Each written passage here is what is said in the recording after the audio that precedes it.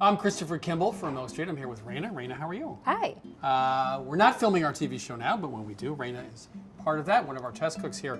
And we're going to talk about Whisk today. We came across a really interesting notion not too long ago, which is the traverse whisk. It's odd looking, but it does a great job with egg whites, actually better than a balloon whisk. And you and I are going to have a little competition, which I hope you lose, but that's just me talking. So we've designed this with the folks at Recon in Switzerland, and we also have a balloon whisk. I use this for mixing and folding, especially batters like cake batters. But when it comes to egg whites, this design, oddly enough, it agitates the whites more fully and more quickly. So why don't we do a ready, set, go and see. So we have a few egg whites here. You have a balloon whisk, and I have a traverse whisk, and let's see which one wins. You started. Yeah, I started early. Such a cheat. Ah, where are we at? Oh my God. I'm almost done, actually. Chris.